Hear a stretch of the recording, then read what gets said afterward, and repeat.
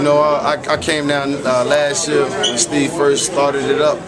You know, he asked me to come down and help out with the kids, and you know, I do the same thing back in my hometown in Pompano Beach, Florida. So, you know, I thought it was a good opportunity, you know, to give the kids some of the gifts that I was blessed with. Tell us some of the things that an average person doesn't understand about an NFL career and how to not only get in the NFL but how to stay in.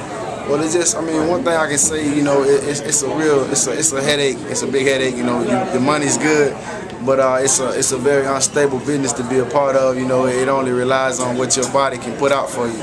So, you know, it's kind of, you got to get you a scheme and get you a groove and understand what's going on out there, and you know, and ride that because, man, it's a tough headache, man. For the person who doesn't really know much about you, tell us about your path in the NFL, starting from your senior year of high school through college and getting to the league. You know, I came out of high school. I was like probably about the 100th ranked player in the state of Florida, and you know, didn't get any big schools off in Miami. None of those schools turned away from me. You know, so I had to end up going all the way to Pittsburgh to go to college, and you know, things just took off from there. You know, I got a little more touch, you know, with spiritually, and, you know, and it made me the man I am today. I was able to, you know, get drafted by the Colts in the 4th round, and you know, and that's all she wrote. Speaking of the Colts, talk about that Colts team, and you guys come out the Super Bowl loss, unfortunately, but just talk about where you guys are gonna be looking at this year. We're looking at the same team. We got the same guys, same players out there. We got the same coaches. We got a couple positive things. We got new coaches and new special team things. So I think we'll all around have a better team this year. We might even go ahead and win it this year.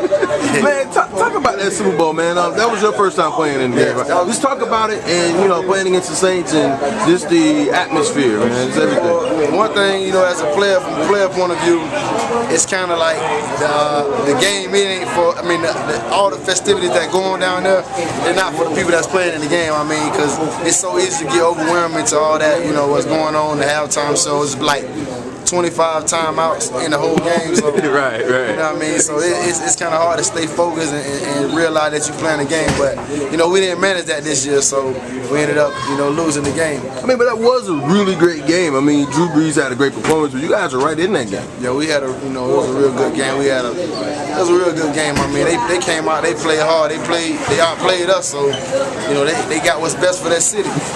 How many tickets questions you had? Because you're from Pompano, which isn't that far from Miami, man. How many ticket questions you had, man? Oh man, I think I ended up buying only 4 or 5 tickets. I had like a list of 30. Of course. But you know, unfortunately, them tickets $800 a piece, and that wasn't happening. You know, so they don't give us no free tickets.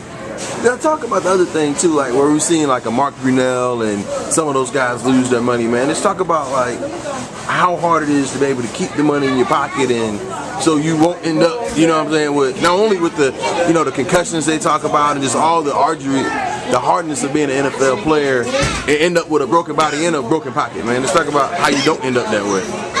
Well, the main thing is, you know, you can't keep up with what people expect you to have. You know, a lot of guys, you know, they get into it and they feel like they try to find happiness with spending money and being able to buy the things that they always wanted.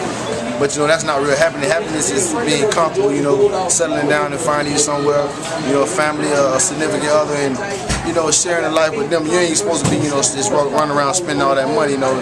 Guys don't do that, you know. Guys live in a fast lane, live a fast life, and buy whatever their money can buy. And before you know it, you ain't got no checks coming in. Right. And you know, and you done spent everything. So you know, you gotta manage that.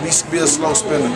Also, too, one last thing. You played in the Big East in Pittsburgh, man. Right. Talk about how crazy that would have been if the conference expansion would have gone the way that it would have gone. It probably would have killed the Big East, man. It definitely would. I mean, Pittsburgh, one of the few schools that left from the original Big East. You know, Miami left and Virginia Tech and Boston College, they left. So, you know, to expand it and change it up, it may be sometimes something a little bit what they need, you know what I mean? Because a lot of times they don't get a lot of respect, but the teams that they think about bringing in, I don't agree with, you know, so, you know, that's part of the end of that. You glad it stayed the way it was, basically? Yeah, I'm happy it did, Yeah. Thanks, bro.